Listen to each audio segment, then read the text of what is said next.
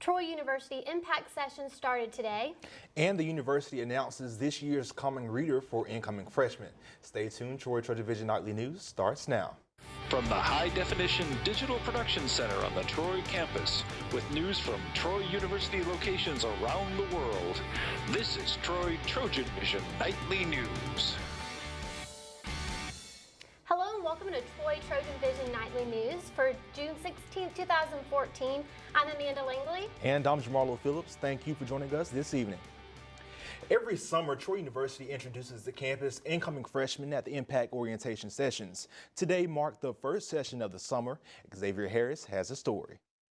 Monday afternoon, Troy University organizations pulled out their poster boards and welcomed oncoming freshmen.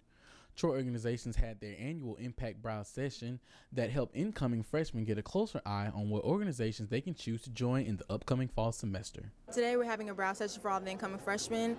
Basically what we're doing is showing everybody all the clubs and organizations that we have to offer. We're also getting all their names so that when they come to school in the fall, they can go ahead and know what organizations they know of, and they can go ahead and join the ones they want to.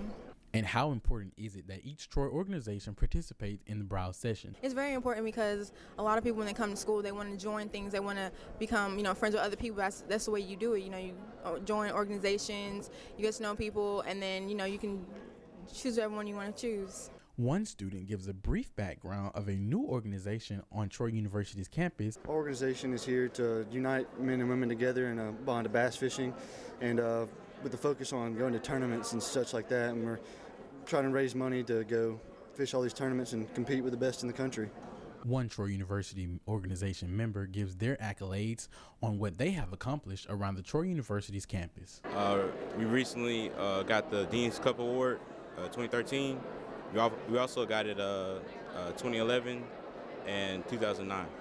Okay, now I'm pretty sure there are some requirements to gain interest into your organization. What are some of the requirements that a student must have if they're interested into your organization? And given that there was a lot of friendly competition between each group, what makes some of the organizations stand out more than others? Not only are we first, the best organization here. We're more outspoken than the other organizations on campus. Well, really our sisterhood, that's what really stands out among our sorority as opposed to other sororities on this campus. Xavier Harris, Troy, TrojanVision News. Impact will run throughout the summer and will wrap up on July 15th. And last week, Troy University focused on ways to promote reading on campus with its Reading Matters Conference. The conference closed on Friday morning with a visit from an Alabama author who talked about the importance of reading. Chantel Calhoun has a story. On Friday, the Reading Matters Interdisciplinary Summer Conference came to an end as Troy University welcomed speaker Fry Gillard to speak about the book he has written titled A Book That Matters, A Reader's Memoir, as well as how to engage students and readers alike. Books can enrich and can even alter your life, and if you find the right book at the right time, it can be a very important moment for you. They help us understand life on so many different levels, I think, and in addition to the fact that they can entertain and just take us to places we never thought we'd go. During the conference, Gillard opened up a time for question and answer, and guest Ivan Merritt says he enjoyed attending this event because it allowed him to understand that finding a good book could change one's life. It's really enriching to attend an event like this where you can go back down memory lane and take a look at the books that maybe have influenced you, have shaped some thoughts that you're now actively applying within your own life. And so to me, the big takeaway is find that source through the discipline of reading that really will make a difference in your life and in the lives of others. Fry explains that because information is so quickly accessible through media, students must take time out for reading and remain patient. Somehow you have to create the kind of environment and the kind of space where students can bring a little bit of patience to the process, because reading a book takes some patience. Chantel Calhoun, Troy, TrojanVision News. Troy has announced this year's common reader for incoming freshmen, and this year's work will be Fahrenheit 451 by Ray Bradbury. And now taking a look at news from around the state.